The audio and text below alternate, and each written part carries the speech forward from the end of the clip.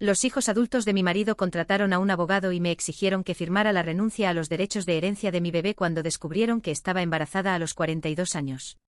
Antes de que comience a contar mi historia, díganme de dónde están viendo este vídeo. Vamos.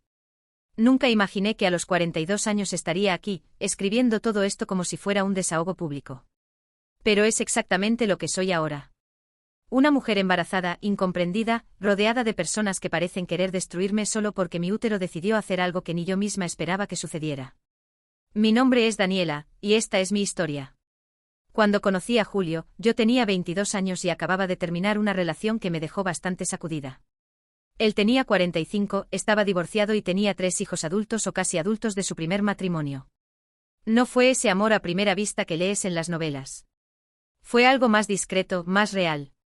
Era seguro de sí mismo, tenía la vida estructurada, y de alguna forma, eso me atraía. En el tercer encuentro Julio fue directo al punto. Me dijo con una firmeza que no dejaba espacio para dudas, que había terminado con la fase de tener hijos. Que había criado a sus 3 con dedicación, que estaba entrando en una nueva etapa de la vida, y que necesitaba estar seguro de que yo comprendía y aceptaba eso antes de que nuestra relación se volviera más seria. En aquella época realmente no estaba segura de si quería hijos. Nunca fui esa niña que hacía arrumacos con bebés o jugaba con muñecas. Mi vida se trataba de libertad. Despertarme tarde los fines de semana, viajar cuando tenía ganas, no tener responsabilidades que me ataran. Entonces, con toda la sinceridad de mi corazón de 22 años, estuve de acuerdo con él. Construimos una vida basada en ese acuerdo. Los primeros 10 años fueron perfectos. Viajamos a lugares increíbles. Compramos una casa hermosa en un barrio tranquilo. Teníamos la libertad que tanto deseábamos. Ni siquiera necesitábamos ser discretos sobre no tener hijos, porque para nosotros simplemente no era una cuestión. Era una decisión tomada. Pero en algún momento alrededor del 10º año de relación, algo cambió dentro de mí. Y ni siquiera sabía decir exactamente cuándo comenzó. Primero, la hija más joven de Julio tuvo un bebé. Luego su hijo tuvo gemelos. Mi hermana menor se quedó embarazada. Después mi mejor amiga también. De repente parecía que todo el mundo a mi alrededor estaba entrando en esa dimensión de la maternidad que yo había deliberadamente rechazado. Y había un dolor en mi pecho. Un dolor que no podía nombrar porque había hecho una promesa. Ese dolor comenzó pequeño. Un comentario aquí, una envidia disfrazada allá. Siempre cuando pasaba por la casa de alguien y veía una habitación infantil, o cuando cargaba a mi sobrino en los brazos y sentía su peso, su calor, su respirar inocente. O cuando veía vídeos de ecografías en los grupos familiares y las tías se llenaban de alegría. Nunca mencioné nada de esto a Julio. ¿Cuál sería el punto? Teníamos un acuerdo establecido hace 20 años. Él ya estaba en los 60. Sus hijos eran adultos. Estaba hablando sobre jubilación, sobre ese barco que siempre quiso comprar, sobre finalmente tener tiempo para viajar a todos esos países que pusimos en la lista. Traer el tema de los bebés habría sido completamente irresponsable de mi parte. Habría sido como estar cambiando las reglas del juego en medio de un partido que ya duraba 2 décadas. Entonces enterré ese sentimiento. Bien profundo. Y pasé a construir una vida que fingiera satisfacción. Pero un día mi periodo no llegó. Al principio ni lo noté. A los 42 años, mi cuerpo comenzaba a hacer cosas extrañas. Mi ciclo se volvió irregular. Algunos meses se saltaba. Pensé que eran solo señales de que mi menopausia comenzaba. Era incluso un alivio, pensaba, porque sería una libertad más. Pero después de 9 días sin mi periodo, algo en mí se estremeció. Estaba segura de que conocía mi cuerpo demasiado bien como para no saber lo que eso significaba. Compré una prueba. En realidad compré 3. Todas positivas. 2 líneas bien definidas en cada una de ellas. Hice la prueba 3 veces ese día, en diferentes horarios, siempre con el mismo resultado.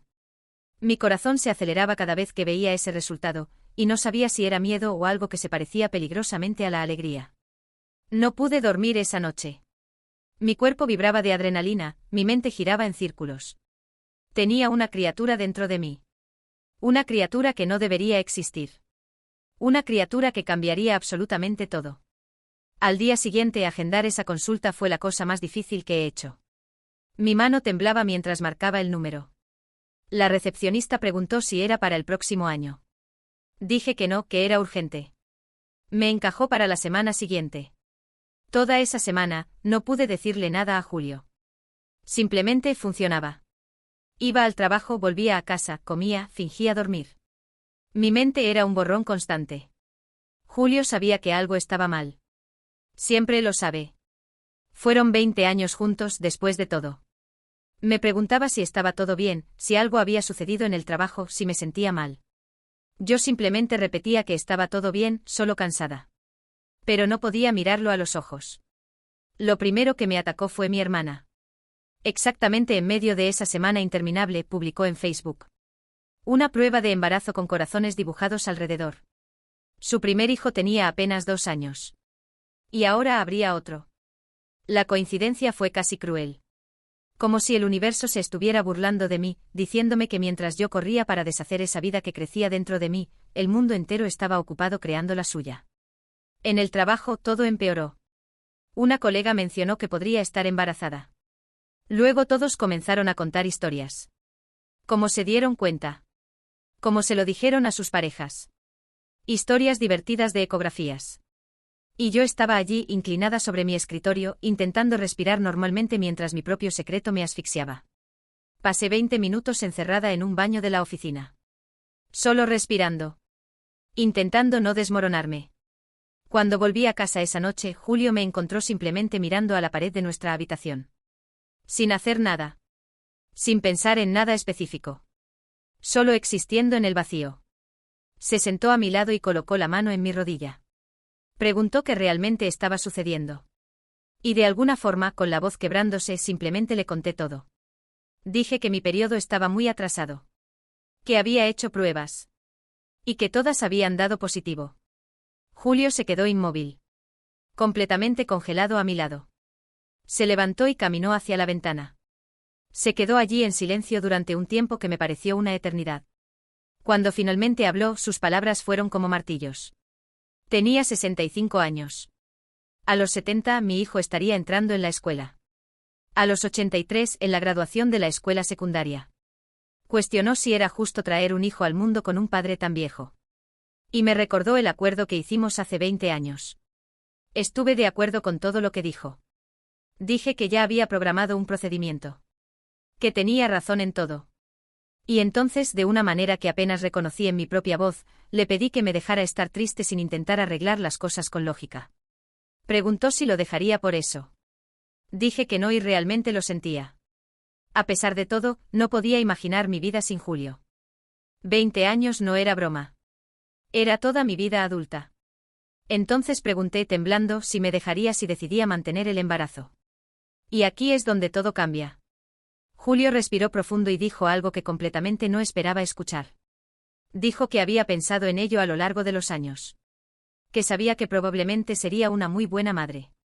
Que su mayor preocupación no era realmente su edad o nuestro acuerdo, sino si sería capaz de vivir con el remordimiento si realmente abortaba. Sugirió que fuera al médico primero. Que nos aseguráramos de que todo estuviera saludable y normal. Y después hablaríamos sobre todo de verdad. Asentí con la cabeza mientras las lágrimas corrían por mi cara. La consulta fue 3 días después. La ecografista colocó ese gel frío en mi estómago y movió la varita alrededor durante unos minutos. Luego giró la pantalla hacia mí. 8 semanas y 2 días, dijo. Todo se veía normal y saludable. Preguntó si quería escuchar los latidos del corazón. Dije que sí antes de tener tiempo de detenerme. El sonido era rápido. Mucho más rápido de lo que esperaba de un órgano que apenas tenía el tamaño de una almendra. La médica entró después y repasó todas esas estadísticas sobre mujeres de mi edad. Riesgo de síndrome de Down, riesgos de parto, complicaciones potenciales. Dijo que 42 no era ideal, pero tampoco era inusual. Me dio folletos sobre nutrición y vitaminas prenatales. Pasé 30 minutos en el auto en el estacionamiento después. Esperaba que encontraran algo mal. Algo que tomara la decisión por mí. Pero no encontraron nada. Todo estaba saludable. Cuando llegué a casa, Julio estaba sentado en la mesa de la cocina. Le conté todo. Que los exámenes estaban bien. Que la fecha prevista era a principios de primavera. Que las estadísticas que mencionó la médica indicaban que todo estaba dentro de la normalidad. Y entonces, con una voz que sonaba lejana incluso para mí, dije que programaría el procedimiento para la semana siguiente. Pero incluso mientras pronunciaba esas palabras, algo dentro de mí gritaba para parar. Una voz pequeña y distante que susurraba que estaba cometiendo un error. Que tal vez, solo tal vez, ese latido cardíaco rápido que había escuchado era importante. Que ese pequeño ser que crecía dentro de mí merecía una oportunidad. Julio simplemente asintió con la cabeza. No discutió. No argumentó. Solo me hizo una seña para que continuara con mis planes. Pero en los días que siguieron, algo cambió entre nosotros. Una tensión flotaba en el aire. Julio me observaba cuando pensaba que no me daba cuenta. Cuando comía, cuando me ponía la mano en el vientre sin darme cuenta, cuando simplemente me quedaba en silencio mirando hacia la nada. Había programado el procedimiento para un martes. Era un día lluvioso y frío cuando desperté esa mañana. Mi cuerpo entero temblaba. No sabía si era frío, miedo o arrepentimiento. Tal vez los tres. Julio ya estaba despierto cuando salí del baño. Estaba en la cocina preparando café. Lo hizo exactamente como me gusta. Eso me destrozó un poco. ¿Cómo podía ser tan amable cuando estaba a punto de hacer algo que sabía que lo heriría, a pesar de todas las palabras que habíamos dicho sobre que todo estaba bien? Me dirigí a la clínica sola. Julio se ofreció para venir, pero rehusé. No quería que viera. No quería que cargara con ese peso también. En la sala de espera, había otras mujeres. Algunas parecían demasiado jóvenes. Otras parecían demasiado mayores. Todas tenían esa misma mirada vacía en los ojos. Como si estuviéramos todas en un lugar entre mundos. Entre una decisión y otra. La enfermera me llamó y me pidió que me quitara la ropa. Me puse una de esas batas de papel que dejan la columna vertebral expuesta. Hice el procedimiento sola en mi cabeza varias veces. Era simple. Rápido. Tantas mujeres lo hacían todos los días. El médico entró. Tenía un rostro neutral. El tipo de rostro que probablemente adquirían después de años haciendo lo mismo a diario. Preguntó si estaba segura. Dije que sí. Pero mi voz mintió. Mientras preparaba los instrumentos, mi teléfono vibró en la bolsa en la otra sala. Sabía que era Julio. Decía que estaría pensando en mí. Que me amaba independientemente de qué decisión tomara. Ese mensaje me destrozó. Le pedí al médico que esperara. Él suspiró. Claramente había visto esto antes. Mujeres que cambiaban de idea. Mujeres que volvían semanas después. Mujeres que llevaban el peso de esa decisión durante toda la vida. Pedí sentarme. Pedí un vaso de agua. Pedí tiempo. Y en ese momento, en la sala de espera de una clínica en un día lluvioso, algo simplemente se rompió dentro de mí. No de la forma mala. Sino de la forma que te hace finalmente ver las cosas como realmente son. Quería a ese bebé. Que Dios me ayude, pero lo quería. A pesar de la edad. A pesar del miedo. A pesar de haber pasado los últimos 20 años prometiendo que no lo quería. Salí de esa clínica sin hacer nada. Simplemente tomé mi bolsa y me fui. La recepcionista preguntó si volvería otro día. Solo moví la cabeza, incapaz de hablar. Manejé hacia la playa. Necesitaba aire. Necesitaba espacio. Necesitaba tiempo para procesar que acababa de elegir la vida. Que había elegido ser madre a los 42 años, a pesar de todo. Cuando Julio me llamó, no respondí. Cuando envió mensajes, no respondí. Solo pasé horas mirando el océano, sintiendo el viento en mi cara, y tocando mi vientre. Estabas allí. De alguna forma, eras real. Eras mío. Cuando finalmente volví a casa esa noche, Julio estaba en la terraza. Sabía. Solo mirando mi cara, sabía que había cambiado de idea. No dijo nada. Solo me abrazó. Me abrazó tan fuerte que casi me sofocó para respirar. Y sentí lágrimas en mi cuello. Cuando finalmente habló, Julio dijo 3 cosas que nunca olvidaré: disculpa por intentar ser lógico cuando necesitabas apoyo. Vamos a tener un hijo juntos. Y vamos a hacer que esto funcione. Completamente me quebré en ese momento. Años de presión, culpa, miedo, todo salió de mí en ese abrazo. Julio simplemente me sostenía mientras lloraba. En los días siguientes comenzamos a reorganizar nuestras vidas. Julio insistió en que les dijéramos a sus hijos. Yo imploré esperar un poco más. Hasta que pasáramos el primer trimestre. Hasta que las cosas se volvieran más reales. Pero Julio decidió contarle primero a Mateus, su hijo mayor. Mateus tiene 42 años, la misma edad que yo. Tiene éxito en su carrera, trabaja en una gran firma de abogados. Y cuando Julio le contó que yo estaba embarazada, la reacción fue bueno, digamos que no fue exactamente apoyo incondicional. Su primera pregunta fue si el embarazo era planeado.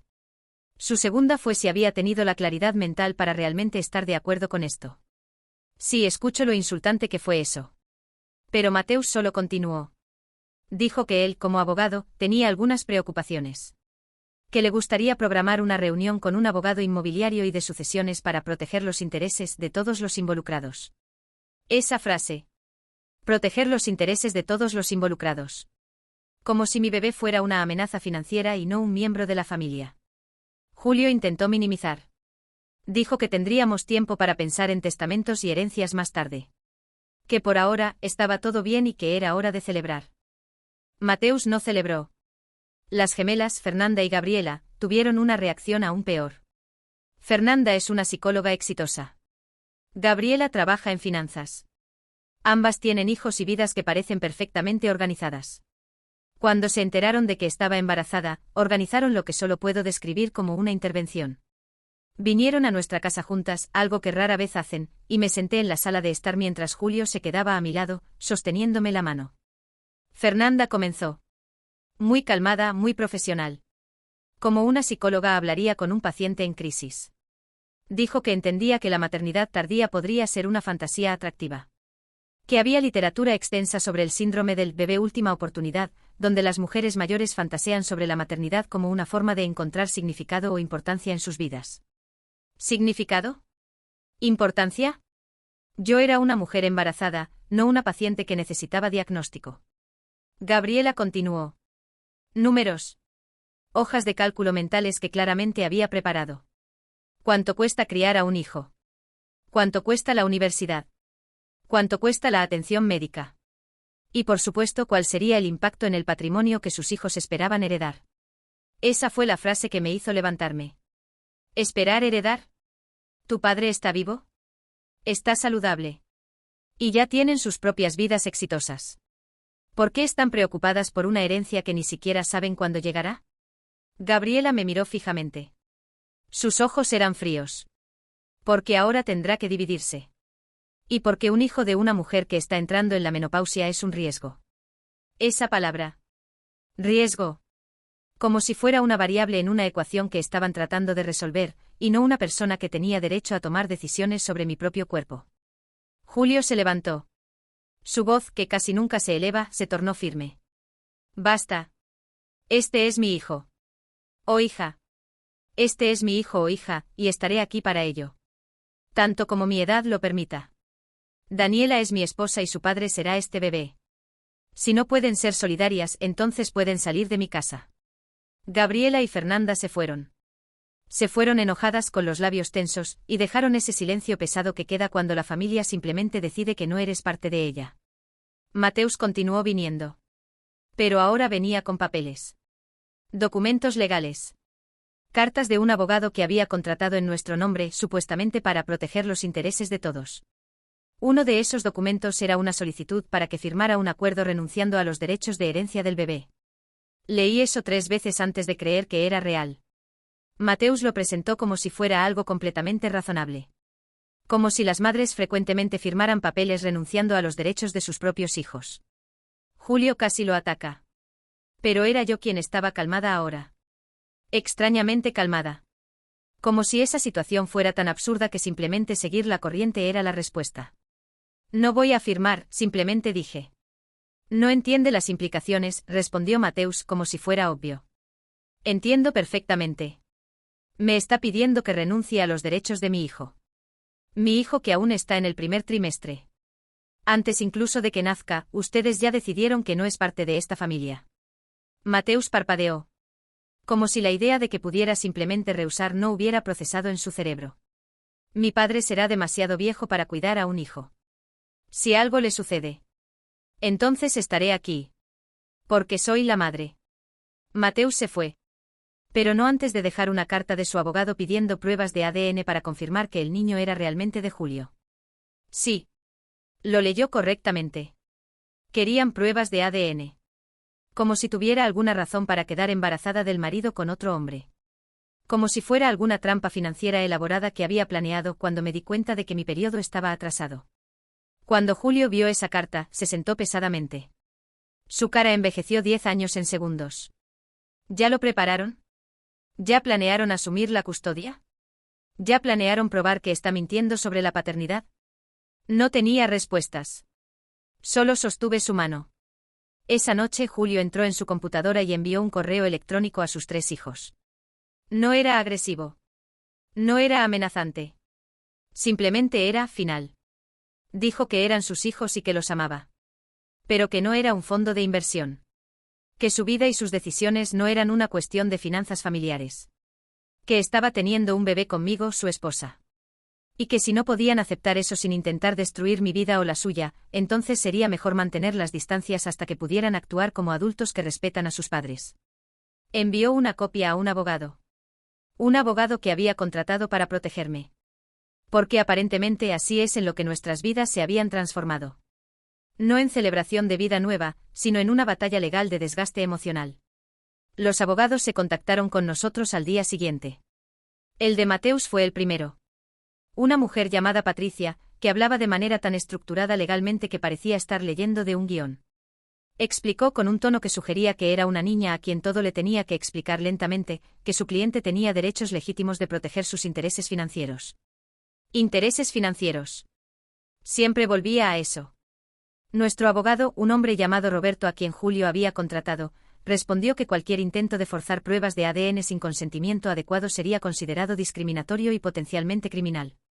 Que cualquier discusión sobre herencias necesitaría esperar hasta que el niño naciera y solo si había alguna razón legítima para cuestionar la paternidad. No había ninguna razón legítima. Solo avaricia disfrazada de preocupación familiar. Pero eso no detuvo a Mateus. Él y sus abogados continuaron enviando cartas. Cada una un poco más agresiva. Cada una con más amenazas veladas. Comenzaron a sugerir que tal vez Julio no estuviera en su estado mental correcto. Que tal vez necesitara una evaluación psicológica. Que tal vez no tuviera capacidad de consentir en una situación tan radical. Básicamente estaban intentando tenerlo declarado incompetente. Cuando leí esa carta, simplemente comencé a reír. Una risa histérica que no podía detener. Julio estaba a mi lado intentando calmarme mientras reía de lo completamente absurdo. Mi marido tenía 65 años, pero aún trabajaba como consultor. Tenía una mente aguda. Estaba en buena salud. ¿Y por qué decidió tener un hijo conmigo? Sus hijos querían tenerlo declarado mentalmente incapaz. La hipocresía era casi bella en su pureza. Roberto explicó que necesitaríamos presentar una acción preventiva. Que sería mejor ser agresivos que reactivos. Que necesitábamos documentar todo lo que Mateus, Fernanda y Gabriela estaban haciendo. Porque aparentemente eso era acoso. Y necesitábamos protegernos. Estaba en mi 3er mes de embarazo cuando las cosas realmente explotaron. Julio fue a trabajar un día normal. Volvió a casa con una expresión que nunca había visto en su rostro. Era como si hubiera envejecido una década en esas pocas horas. Sus 3 hijos lo buscaron en el trabajo. Juntos. Coordinados. Como una intervención planeada. Querían saber si había sido coaccionado de alguna forma. Si tal vez estuviera bajo la influencia de drogas. Si realmente comprende las implicaciones de tener un hijo a los 66 años. Sus propios hijos, y estaban cuestionando su cordura mental porque decidió tener un hijo con su esposa. Julio les dijo que se fueran. Dijo que no respondería más preguntas. Dijo que estaban cruzando una línea que no podía ser ignorada. Se fueron. Pero dejaron más papeles. Más cartas de abogados. Más amenazas. Esa noche Julio simplemente se acostó en la cama y lloró. Nunca lo había visto llorar. Él era la persona fuerte. La persona que tenía las respuestas. Y allí estaba destrozado porque sus propios hijos lo estaban tratando como un enemigo. Lo sostuve mientras lloraba. Y para ser honesta, yo también lloré. Pero al día siguiente estaba furiosa. Furiosa de una manera que no tenía palabras. Furiosa de que estos 3 adultos, con sus vidas exitosas y seguras, estuvieran intentando destruir la mía por pura codicia. Furiosa porque no podían ver que su padre era feliz. Que nosotros éramos felices. Llamé a nuestro abogado. Dije que quería demandar. Quería una acción por acoso. Quería que aprendieran una lección sobre intentar destruir a otras personas. Roberto fue cauteloso. Explicó que los juicios son caros y emocionalmente agotadores. Que necesitaríamos estar preparados para que todo se expusiera. Cada decisión que tomamos, cada momento privado analizado. Pero también dijo que teníamos un caso fuerte. Que su comportamiento era claramente abusivo y potencialmente criminal. Entonces presentamos una demanda. Ese fue el momento en que todo se volvió real de una manera diferente. De repente no era solo una discusión familiar. Era oficial. Estaba en los registros. Había papeles con palabras legales que describían mi matrimonio, mi embarazo, mis derechos reproductivos, como si fueran artículos en un proceso judicial. Mateus respondió con una contrademanda. Alegando que su acción anterior era un intento legítimo de proteger los derechos de un padre anciano que podría estar siendo manipulado. Manipulado. Como si tuviera algún poder mental misterioso que me hiciera quedar embarazada a propósito a los 42 años para que eventualmente pudiera obtener el dinero de un hombre que aún estaba trabajando y saludable. Su lógica era tan retorcida que sería divertida si no fuera tan destructiva. Mis hormonas de embarazo no ayudaban. Oscilaba entre rabia y tristeza. Días en que quería salir y destruir algo. Días en que solo quería envolverme en una manta y nunca levantarme de la cama. Mi obstetra comenzó a preocuparse por el estrés y la ansiedad. Ofreció medicación. Ofreció terapia. Rechacé. No quería nada que pudiera afectar al bebé. Entonces simplemente lo manejé. Manejé las cartas de los abogados. Manejé las llamadas de amigos preguntando si era verdad que Julio y yo estábamos demandando a sus hijos. Manejé el hecho de que nuestra vida privada se estaba convirtiendo en chismes locales. Porque en pueblos pequeños estas cosas se propagan. Los amigos de amigos comparten. Las personas comienzan a tener opiniones sobre situaciones que no entienden. Recibí mensajes anónimos en redes sociales. Algunos solidarios.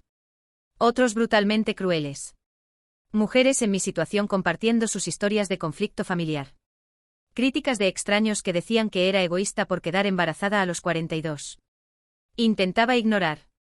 Intentaba enfocarme solo en mi bebé. En el embarazo.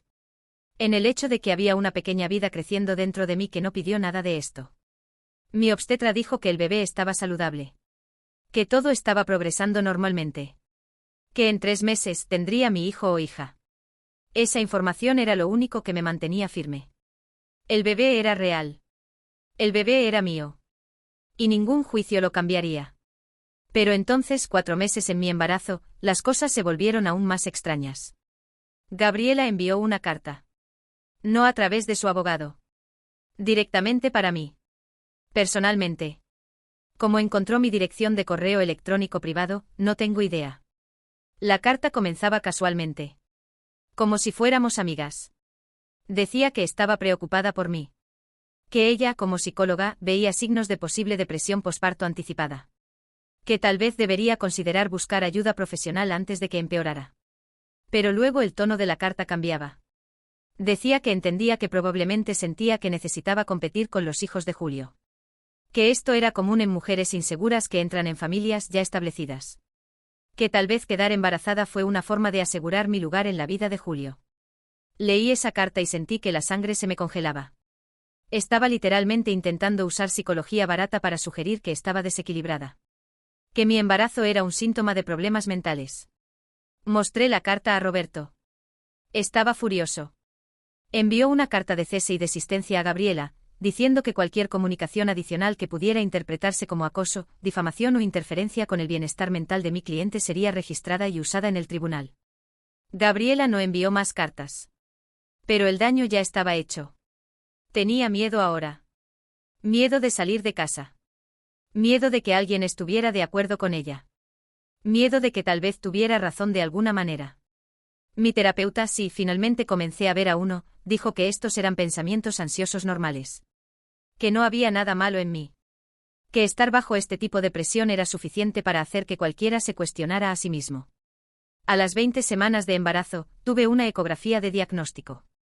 El tipo que busca anomalías. Donde ven si hay algo mal con el bebé. Estaba nerviosa. No por razones biológicas, sino porque en los últimos meses, todo lo que podría salir mal había salido mal emocionalmente. Estaba preparada para que la médica encontrara algo. Algo que haría todo esto aún más complicado. Pero no había nada. La bebé era una niña. Perfecta. Saludable. Todos los cromosomas en los lugares correctos. Todas las partes desarrollándose normalmente. Cuando vi esa imagen en la pantalla, esa pequeña silueta que era mi hija, algo dentro de mí se calmó. Independientemente de todo lo que estaba sucediendo afuera, eso era real. Eso era puro. Eso era mío. Julio lloró cuando le conté. No lágrimas de tristeza esta vez. Lágrimas de alegría. Por primera vez en meses, lo vi sonreír genuinamente. Una niña, dijo. Tenemos una hija. Tenemos. Nosotros. Juntos. Esa palabra significó todo en ese momento. Pero la paz fue breve. Una semana después, recibí un documento que solicitaba formalmente pruebas de ADN. Ahora firmado por un juez que aparentemente había acordado que había razón suficiente para cuestionar la paternidad. Mi abogado estaba tan furioso que literalmente tiró su bolígrafo sobre la mesa. Esto es absurdo, dijo. Absolutamente no hay nada que justifique esto. Ninguna acusación. Ninguna sugerencia de que no estés siendo honesta sobre la paternidad. Entonces, ¿por qué el juez estuvo de acuerdo?, pregunté. Porque el abogado de Mateus es bueno en su trabajo. Y porque algunas personas, incluso en posiciones de autoridad, no pueden ver más allá de argumentos bien construidos. Entonces, Julio hizo una prueba de ADN. No porque hubiera razón para, sino porque la alternativa era que el gobierno tomara una decisión por nosotros. La prueba confirmó lo obvio. Mi hija era hija de Julio. Biológica y legalmente. Pensarías que eso habría terminado las cosas. No terminó. Ahora Mateus cambió de táctica. Si no podía cuestionar la paternidad, entonces cuestionaría mi capacidad de ser madre. Comenzó a reunir evidencia de que estaba inestable. Que había problemas en mi matrimonio. Que Julio estaba siendo coaccionado. Descubrió mi terapia. Aparentemente eso era evidencia de inestabilidad mental. Descubrió que había tomado licencia del trabajo. Aparentemente eso era evidencia de que no estaba funcionando adecuadamente.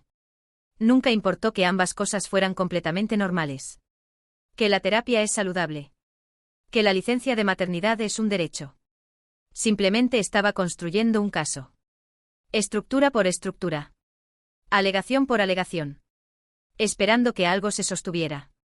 Esperando que algo le diera alguna palanca. Mi hija nació a fines de febrero. Un día frío y gris cuando decidió que había pasado lo suficiente en mi vientre y era hora de conocer el mundo. Su nombre es Sofía. Y cuando la coloqué en los brazos de Julio por primera vez, simplemente se rompió. Las lágrimas corrían por su cara mientras la sostenía como si estuviera hecha de vidrio. Hola, mi hija, susurró. Bienvenida al mundo. Y en ese momento, en esa sala del hospital, nadie podía lastimarnos. Nadie podía cuestionar su derecho a existir. Nadie podía transformar su nacimiento en un caso legal. Ella simplemente era. Y la amábamos. Pero cuando llevé a Sofía a casa una semana después, una carta nos esperaba. Mateus había presentado una moción para una audiencia de custodia. Argumentando que Julio, ahora a los 66 años con una hija recién nacida, debería tener custodia compartida con él hasta que la niña alcanzara la mayoría de edad, en caso de que Julio no pudiera cuidarla. Estaba efectivamente intentando convertirse en tutor legal de mi hija. Mi hija de una semana de edad. Roberto dijo que era el caso más frívolo que había visto. Pero que aún así necesitábamos tomarlo en serio. Que necesitábamos preparar documentación. Necesitábamos testigos. Necesitábamos probar que Julio era un padre capaz. Estaba durmiendo 3 horas por noche. Amamantando. Cambiando pañales. Y ahora también necesitaba preparar argumentos legales por el derecho de mantener a mi hija. Había momentos en que simplemente quería rendirme. Momentos en que pensé que sería más fácil simplemente dejar que Mateus tuviera lo que quería. Pero entonces miraba a Sofía. A esa pequeña cara perfecta. Al apretón de su mano en mi dedo. Y recordaba por qué estaba haciendo esto. Nadie me quitaría a mi hija. No mientras tuviera aliento en mi cuerpo. La audiencia fue programada para 6 semanas después de que Sofía naciera. 6 semanas. Como si ese tiempo fuera suficiente para recuperar mi cuerpo, aprender a ser madre, y preparar una defensa legal contra personas que eran técnicamente mi familia. Mi obstetra dijo que no estaba lista para salir de casa por largos periodos. Que mi cuerpo aún se estaba curando. Que la lactancia era agotadora. Pero el sistema legal no se preocupa por la biología. Solo se preocupa por los plazos. Roberto me preparó horas en su oficina mientras Sofía dormía en un carrito a mi lado. Me hizo responder preguntas que Mateus probablemente haría. Me enseñó a no ser defensiva. A no ser emocional. A simplemente responder los hechos. Estás embarazada de un hombre 23 años mayor que tú, decía, haciendo el papel del abogado de Mateus. ¿Cómo puedes afirmar que esto no fue un cálculo financiero? Porque lo amo, respondía. Y era verdad. El amor puede confundirse con otras cosas. Dependencia financiera, por ejemplo. Trabajo. Tengo mis propios ingresos. Tengo mi propia cuenta bancaria. Soy completamente financieramente independiente. Pero ¿sabías que Julio era rico cuando comenzaste a salir con él? Sabía que era exitoso. No era un secreto. Pero no es por eso que estoy con él. Estas prácticas me dejaban agotada. No porque las preguntas fueran difíciles, sino porque representaban la mentira fundamental que Mateus estaba intentando contar. Que mi matrimonio era una transacción. Que mi bebé era una moneda de cambio. Julio también estaba siendo preparado. Roberto lo advirtió de que habría preguntas sobre su salud mental. Sobre su capacidad de cuidar a un recién nacido. Sobre si realmente lo quería o si estaba siendo manipulado por mí. Julio simplemente asintió a través de todo. Pero pude ver cómo dolía. Ver cómo las preguntas lo cuestionaban de una manera tan fundamental. Una noche, aproximadamente una semana antes de la audiencia, encontré a Julio acostado en la cama, simplemente mirando el techo. ¿Quieres reconsiderar?, pregunté. ¿Quieres simplemente dejar que Mateus tenga custodia compartida para que todo esto termine? Julio se giró para mirarme a la cara. Sus ojos estaban rojos. Había estado llorando.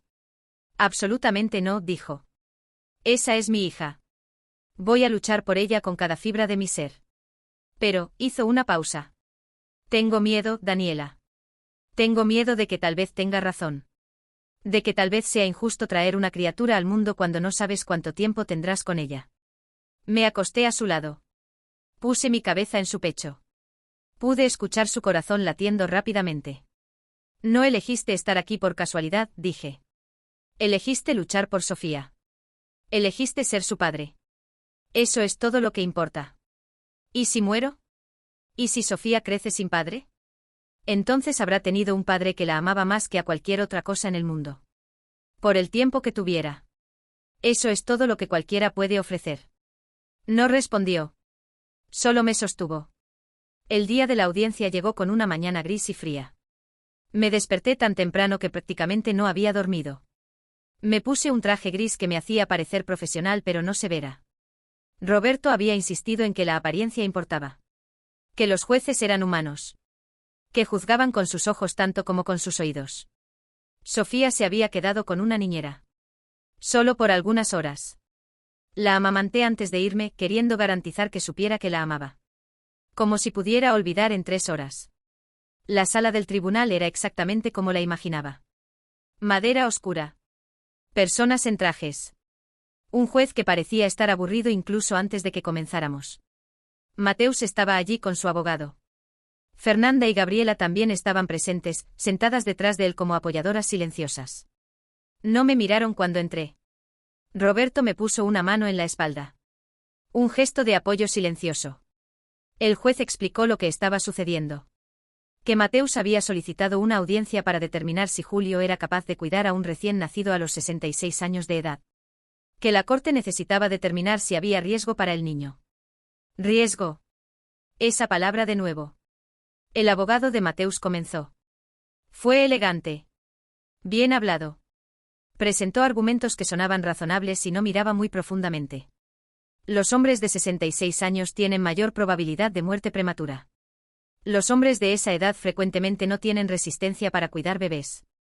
La madre era 23 años más joven y por lo tanto tenía más influencia. Había potencial para negligencia simplemente debido al agotamiento y las limitaciones físicas. Nada de esto se basaba en hechos sobre Julio específicamente. Solo generalizaciones sobre la edad. Cuando fue el turno de Roberto fue tranquilo y enfocado. Su señoría. Lo que estamos escuchando es discriminación por edad disfrazada de preocupación parental. Mi cliente Julio actualmente trabaja como consultor. Pasó un examen físico completo. No hay absolutamente ninguna evidencia de que sea incapaz de cuidar a su hija. Pero la edad, comenzó el abogado de Mateus. La edad por sí sola no es indicativa de capacidad. Los hombres en sus 30 y 40 años tienen hijos y los dejan con niñeras mientras trabajan, exactamente como mi cliente puede hacer. No hay diferencia en el nivel de cuidado solo porque tiene 66 en lugar de 46. El juez levantó la mano. Abogados pueden describir exactamente cuál sería la custodia compartida que se propone. Mateus se levantó. Su señoría, sugiero que Sofía esté con su madre durante la semana, cuando estoy trabajando. Pero los fines de semana y durante las semanas de vacaciones, estaría conmigo. Así, si algo le sucediera a Julio, ya habría un sistema de custodia vigente. Casi pierdo la calma. Si algo le sucediera a Julio. Como si fuera inevitable. Como si estuviera defectuoso y a punto de fallar. Roberto se levantó antes de que pudiera decir nada. Su señoría, seré claro. Lo que mi cliente está proponiendo es que él, un hombre que no tiene ninguna relación legal, emocional o de cuidado con esta criatura, asuma la custodia si algo le sucede al padre. Pero tenga en cuenta que no hay ninguna moción para que la madre, que está presente todos los días, tenga custodia de respaldo. La implicación es que si Julio muere, Mateus quiere a esta criatura. Esto no es sobre seguridad. Es sobre control. El juez se giró hacia Mateus. ¿Cómo respondería a esto? Mateus parpadeó. Claramente no había esperado ser confrontado tan directamente. Bueno, la madre, ella es emocionalmente inestable. Está en terapia. Está en terapia porque fue acosada por sus clientes durante meses, respondió Roberto. Y estar en terapia no es indicación de inestabilidad. Es indicación de que alguien está buscando apoyo profesional durante un periodo difícil. ¿Cuál es su diagnóstico clínico de Daniela? Bueno, yo no estoy calificado para. Exactamente. Usted no está. Usted es un abogado construyendo un caso sobre nada. El juez golpeó con el mazo. Basta. He escuchado suficiente. Miró a Julio. Señor Julio, ¿tiene capacidad financiera para cuidar a esta criatura? Sí, su señoría. ¿Está en buen estado de salud? Sí, su señoría. Pasé un examen físico completo el mes pasado. ¿Desea custodia total de esta criatura con su madre? Sí, su señoría. Absolutamente. El juez se giró hacia Mateus. ¿Y cuál es su relación con esta criatura? ¿Cuántas veces la ha visto? Bueno. Sofía tiene 6 semanas de edad. Todavía no la he visto, pero... No la ha visto. Está presentando una moción para custodia compartida de una criatura que nunca ha conocido. Las circunstancias. Las circunstancias son que usted no está de acuerdo con la paternidad tardía y está intentando usar el sistema legal como forma de control. Moción denegada. Fue así. Solo así. El juez salió de la sala. Mateus se quedó de pie impactado, mientras su abogado le susurraba algo al oído. No podía respirar correctamente. Roberto me puso la mano en el hombro. Ganaste, susurró. Cuando salimos del tribunal, Julio simplemente me abrazó. Me abrazó tan fuerte que casi dejó de respirar. Sofía es nuestra, dijo. Se queda con nosotros. Lloré. Lágrimas de alivio. Lágrimas de la rabia que me había sustentado durante meses. Lágrimas de alegría por haber conseguido. Mateus nos alcanzó cuando estábamos saliendo del edificio. Esto no ha terminado, dijo su voz dura. Voy a apelar. Adelante, respondió Roberto. Y aprovecha para conocer mejor a tu sobrina antes de perder más tiempo y dinero en una batalla que ya perdiste. La apelación nunca fue presentada. Parece que entre el resultado y la próxima fecha de presentación, Mateus y sus abogados finalmente se dieron cuenta de que no tenían un caso. Que se basaba en prejuicio, no en hechos. Pero el costo emocional ya había sido pagado. Mi matrimonio con Julio nunca fue más fuerte. Habíamos pasado por fuego juntos y salido del otro lado. Pero también había una cicatriz. Una herida que no desaparecía completamente. Julio raramente hablaba con sus otros hijos ahora.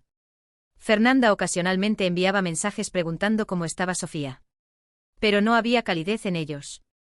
Solo el movimiento a través de la dinámica del mantenimiento de la paz. Gabriela no volvió a contactar. ¿Y Mateus? Bueno, Mateus era agua bajo un puente que quemamos completamente. Mi vida con Sofía y Julio comenzó a asumir alguna forma de normalidad. Sofía crecía. Jurábamos no celebrar cada hito porque ya habíamos perdido tanto tiempo. Pero celebrábamos de todas formas. Su primera sonrisa. Su primera risa. Su primer día sin llorar durante más de una hora. Las personas en la calle frecuentemente preguntaban si Julio era mi padre. Si Sofía era mi nieta. Algunos asumían que era una niñera. Esos momentos duelen. No porque me importara lo que los extraños pensaran, sino porque representaban la realidad de nuestro matrimonio. Siempre habría preguntas. Siempre habría dudas.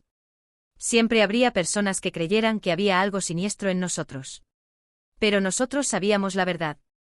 Amaba a Julio. Él me amaba. Sofía nos amaba. Y éramos una familia. La vida con Sofía durante los próximos 2 años fue curiosamente tranquila. Tranquila como después de una tormenta. ¿Sabes ese silencio pesado que viene cuando todo finalmente deja de desmoronarse? Era así. Volví al trabajo cuando Sofía tenía 4 meses. Mi jefe me recibió como si hubiera vuelto de vacaciones, no como si hubiera pasado por una batalla legal que podría haberme costado la custodia de mi hija. La vida profesional es así. Sigue adelante independientemente de lo que suceda en tu mundo personal. Julio continuó consultando. Trabaja menos ahora, básicamente solo proyectos que puede hacer desde casa. Quiere estar presente para Sofía. Quiere estar allí cuando se despierta. Quiere ayudar con las tomas nocturnas, aunque yo sea principalmente quien la amamante. En los primeros meses pensé constantemente en Mateus. En sus amenazas. En cómo había intentado quitarme a mi hija. La rabia vivía dentro de mí como un órgano. Latía junto con mi corazón. Pero con el tiempo la rabia se transformó en indiferencia. Y la indiferencia era mucho más efectiva. No porque lo perdonara. Sino porque simplemente dejó de importar. Sofía cumplió 2 años en febrero. El mismo mes en que nació. Hicimos una pequeña fiesta. Solo amigos cercanos y mi familia. La familia de Julio no fue invitada. Mi madre trajo pasteles. Mi hermana, la que estaba embarazada cuando todo comenzó, trajo a su hijo mayor, que ahora tenía 4 años, y al bebé más pequeño, que tenía 1 año. Jugaban juntos mientras los adultos bebíamos vino y conversábamos. Julio estaba sentado en el sofá, sosteniendo a Sofía mientras ella abría regalos. La observaba con esa mirada que aún me hacía el corazón latir más rápido. Un padre completamente enamorado de su hija. Completamente dedicado a ella. Ese día recibí un correo electrónico. Era de Roberto. Mi abogado. El asunto era, información que debes conocer. Lo abrí cuando Sofía estaba durmiendo esa noche. El texto era breve y profesional, pero había algo extraño en él. Como si Roberto estuviera eligiendo cuidadosamente sus palabras. Escribió que había recibido una llamada de un colega que trabaja en derecho de familia. Aparentemente Mateus había contactado pidiendo que explorara la posibilidad de fortalecer aún más su caso. Que había consultado con múltiples abogados. Ninguno aceptó. ¿La razón? Porque no había caso. Porque todo lo que Mateus tenía había sido destruido en la audiencia. Y cualquier abogado que tomara el caso simplemente estaría sacándole dinero mientras perdía tiempo. Roberto escribió que pensaba que debería saber que Mateus se estaba volviendo cada vez más desesperado. Y que las personas desesperadas a veces hacen cosas irracionales. Le mostré el correo electrónico a Julio. Simplemente movió la cabeza. Que lo intente. Nosotros ganamos. Esto no va a cambiar. Pero había una preocupación en su voz que no había escuchado antes. 3 semanas después, recibí una llamada de un número desconocido. La mujer del otro lado se presentó como si fuera de un fondo de inversión. Dijo que había recibido algunas denuncias anónimas sobre mi marido y le gustaría investigar. ¿Denuncias? ¿Qué tipo de denuncias? Fue vaga. Algo sobre posible abuso de recursos de la empresa. Algo sobre conflictos de interés. Nada específico. Solo lo suficiente para parecer creíble. Colgué el teléfono y llamé a Roberto. Eso es difamación, dijo inmediatamente. Y es fácil de rastrear. Cualquier persona que hiciera este tipo de acusación dejaría un rastro digital. Pero nunca descubrimos exactamente de dónde venían. Roberto investigó pero no pudo encontrar nada concreto. Solo susurros. Solo lo suficiente para causar problemas sin ser rastreable. Después de 4 incidentes de este tipo en 2 semanas, Roberto me reunió con Julio y propuso algo que no esperaba.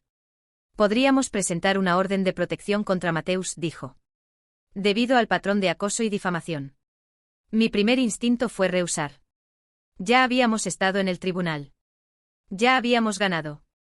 Una orden de protección parecería excesiva. Como si estuviéramos siendo los agresores. Pero Julio estuvo de acuerdo. Necesita aprender que hay consecuencias, dijo Julio. Su voz era calma, pero había una dureza allí que raramente escuchaba.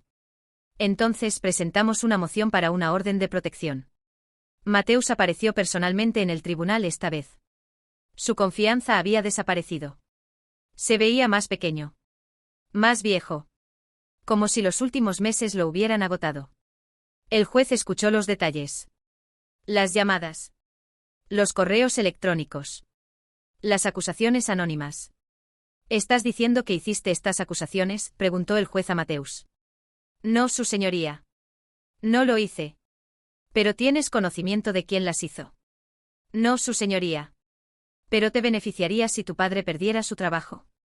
Mateus no respondió. Voy a tomar eso como un sí. Orden de protección otorgada. El señor Mateus no puede hacer contacto de ningún tipo con Julio, Daniela o Sofía. No puede entrar en sus edificios de trabajo. No puede estar a menos de 500 metros de sus residencias. Esa fue otra victoria. Pero esta vez no había celebración. Solo había la comprensión de que había comenzado una guerra que Mateus parecía determinado a ganar, sin importar el costo. 6 meses después, recibí una llamada de Fernanda. Estaba llorando. Realmente llorando. Dijo que necesitaba hablar conmigo en persona. Que había algo que necesitaba saber. Mi primer instinto fue rehusar. ¿Qué tenía que decir Fernanda que importara ahora? Había intentado diagnosticarme como mentalmente inestable. Había estado del lado de su hermano mientras intentaba quitarme a mi hija. Pero había algo en su voz. Una desesperación que no podía ser fingida. Nos encontramos en un café. Un lugar neutral. Julio quería venir conmigo, pero rehusé. Sentí que Fernanda necesitaba decir algo sin la presión de que Julio estuviera presente. Cuando la vi, casi no la reconocí. Había perdido peso. Había arrugas alrededor de sus ojos que no estaban allí antes. Se veía destrozada. Gracias por venir, dijo, sus manos temblando mientras sostenía la taza de café. ¿Qué está pasando?, pregunté. Fernanda respiró profundo. No puedo estar en contacto directo contigo debido a la orden de protección. Pero necesito que sepas algo sobre Mateus. Sobre lo que hizo. Lo que está planeando hacer. Mi estómago se hundió. Él no ha parado, continuó Fernanda. ¿Las acusaciones que rastreaste? Él las hizo todas. Y hay más. Contrató a alguien. Un investigador privado. Está intentando encontrar cualquier cosa que pueda usar contra ti. Cualquier cosa que pueda usar para probar que eres una amenaza para Sofía. ¿Por qué?, pregunté. ¿Por qué continúa? Perdió. La corte decidió. Porque no puede aceptar haber perdido contra ti. No puede aceptar que nuestro padre te eligió a ti y a Sofía en lugar de a nosotros. No puede aceptar que no eres una villana en una historia que está contando. Solo eres una mujer que amó a nuestro padre y tuvo un bebé. Y eso lo vuelve loco. Golpeé mi taza en la mesa. ¿Entonces va a continuar intentando? No. Fernanda respiró profundo. Voy a detenerlo. Me mostró documentos. Documentos que había recopilado sin que Mateus lo supiera. Intercambios de correos electrónicos con el investigador privado. Registros de pagos. Transcripciones de conversaciones telefónicas que había grabado ilegalmente. ¿Cómo conseguiste esto?, pregunté. Soy su hermana, dijo Fernanda simplemente. Y cuando comencé a trabajar como psicóloga, aprendí a notar cuando las personas están actuando de manera poco realista. A Mateus se le diagnosticó trastorno obsesivo-compulsivo cuando era niño. Todavía lo tiene.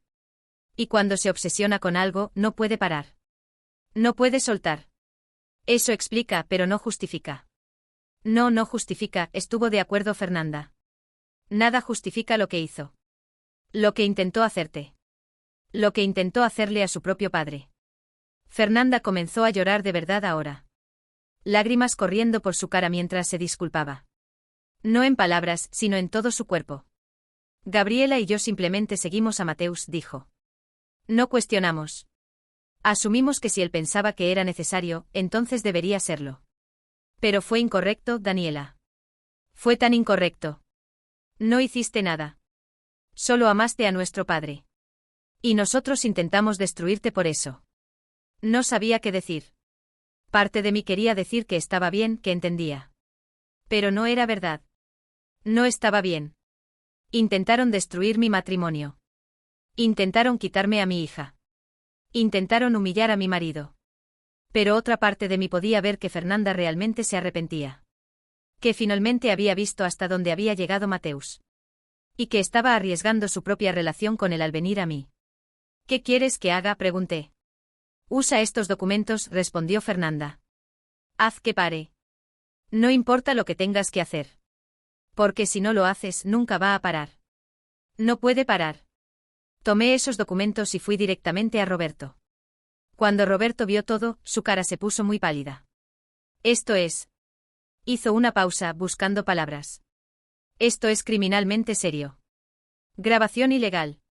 Contratación de investigador para acoso. Múltiples violaciones de una orden de protección. ¿Podemos demandarlo?, pregunté. Podemos hacer mucho más que demandar. Podemos denunciarlo penalmente. Y lo hicimos.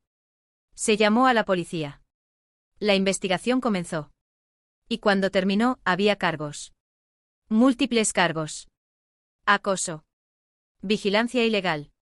Violación de orden de protección. Contratación de un tercero para hacer su trabajo sucio. Mateus fue arrestado. No por mucho tiempo. Su abogado lo sacó rápido. Pero fue arrestado. Cuando recibí la noticia, no sentí alegría. No sentí victoria. Sentí nada, en realidad. Como si finalmente hubiera llegado a un lugar tan vacío de emoción que ni siquiera podía sorprenderme más por nada de lo que hiciera. Lo único que mi cuerpo hizo fue respirar aliviado. Porque estaba todo terminado. Realmente terminado esta vez. No había más movimiento legal que pudiera hacer. No había más carta que pudiera jugar. Julio recibió la noticia con más compostura. Simplemente asintió con la cabeza y volvió a ayudar a Sofía a vestirse para la escuela. Está bien, me dijo esa noche mientras nos acostábamos en la cama. Está todo bien ahora. Podemos seguir adelante. Pero seguir adelante fue más complicado de lo que parecía. Porque aunque Mateus estuviera fuera de nuestro camino, el daño había sido hecho. Los sentimientos habían sido lastimados. Las relaciones habían sido rotas. Fernanda intentó la reconciliación. Comenzó a visitarnos. Trajo regalos para Sofía. Intentó construir un puente entre nosotros y el resto de la familia. ¿Y sabes qué? Con el tiempo, ese puente comenzó a mantenerse. No porque realmente la perdonara. Sino porque Sofía merecía conocer a su tía. Porque el rencor es un peso pesado de llevar. Y porque Fernanda realmente había elegido hacer lo correcto. Gabriela también llegó a disculparse, aunque de manera mucho más tentativa. Envió una carta. Una carta de verdad. No un correo electrónico. Papel y tinta escrita a mano. Decía que había sido cobarde. Que había seguido a Mateus por miedo. Que había dejado que sus prejuicios sobre matrimonios con diferencia de edad la cegaran ante lo que realmente importaba. Que era familia. Leí esa carta y lloré. Porque había algo genuino en ella. Algo que no puedes fingir. Invité a Gabriela a tomar café también. Tuvimos una conversación mejor. No perfecta. Pero mejor. ¿Sobre Mateus? Bueno, su vida realmente se desmoronó después de eso. Las acusaciones criminales lo destruyeron profesionalmente. Su firma de abogados rescindió su contrato. Sus clientes lo abandonaron. No podía conseguir otro trabajo en ningún lado porque cualquier verificación de antecedentes revelaba todo. Se mudó fuera de la ciudad. A un lugar donde nadie lo conocía. Y en los últimos 2 años desde todo eso, hemos escuchado muy poco de él. Ocasionalmente a través de terceros, escuchamos que estaba intentando reconstruir su vida en algún otro estado. Que estaba intentando empezar de nuevo. Parte de mí sintió lástima por él. No porque lo mereciera, sino porque su obsesión por destruirnos simplemente lo destruyó a él en su lugar. Poético de manera trágica. Ahora Sofía tiene 5 años. Comenzó la escuela el mes pasado. Es una niña inteligente, alegre, que adora dibujar y hace preguntas sobre absolutamente todo. No sabe nada sobre la batalla legal. No sabe sobre el tío que intentó separarla de sus padres. No sabe que su existencia fue cuestionada en un tribunal. Y haré todo lo posible para que nunca lo sepa. Para que crezca creyendo que el mundo es un lugar donde las personas se aman. Donde las familias se apoyan. Donde los jueces hacen lo correcto. Julio ahora tiene 71 años. Su cabello se ha vuelto más gris. Se mueve un poco más lentamente. Pero su mente es tan aguda como siempre lo fue. Y su amor por Sofía no ha disminuido ni un bit. Hay días en que lo veo jugando con Sofía en el patio y pienso en cómo casi pierdo esto. Cómo casi dejé que otras personas me apartaran de la cosa más importante de mi vida. Porque es fácil cuestionarse a uno mismo. Es fácil dejar que otras personas lo hagan a uno cuestionarse. Es fácil creer que tal vez estés equivocado. Que tal vez seas egoísta. Que tal vez hayas cometido un error. Pero entonces ves la cara de tu hija. Ves la forma en que sostiene la mano de tu marido. La escuchas llamarlo papá. Y sabes que no estabas equivocada. Que esto fue correcto todo el tiempo. Mi único arrepentimiento es que tardé mucho en creer en mí misma. En no dejar que las voces de otras personas me convencieran de que era la villana en una historia que nunca pedí ser parte. Pero ahora entiendo. Entiendo que a veces simplemente tienes que mantenerte firme. Tienes que creer en tu valor. Tienes que luchar por lo que es tuyo. Y que simplemente ser feliz con las personas que amas es el acto de resistencia más revolucionario que puedes hacer. Porque no hay nada más amenazante para las personas que alguien que se niega a ser derrotado. Alguien que elige amor a pesar de toda la lógica que dice que está mal. Alguien que simplemente dice no al escepticismo y la amargura. Esta es mi historia. Es la historia de Sofía. Es la historia de Julio. Es la historia de una mujer de 42 años que pensó que no querría ser madre. Que descubrió que estaba equivocada al respecto. Y que estaba dispuesta a luchar por su verdad sin importar el costo. El embarazo tardío no fue un error. La vida que construimos no fue un error. Y Sofía no fue un error. Y a pesar de todo el infierno por el que pasamos, lo haría todo de nuevo. Porque al final del día, cuando Sofía está durmiendo seguramente en su habitación, cuando Julio está a mi lado en la cama, cuando puedo escuchar sus respiraciones en la oscuridad, sé que hice lo correcto. Hice lo correcto por mí. Lo correcto por Sofía. Lo correcto por nuestro amor. Y eso es todo lo que importa. Si esta historia te tocó de alguna manera, por favor dale un like y suscríbete al canal para más historias de superación y justicia. Tus comentarios y apoyo hacen toda la diferencia para otras personas que pueden estar pasando por situaciones similares. Hasta la próxima historia.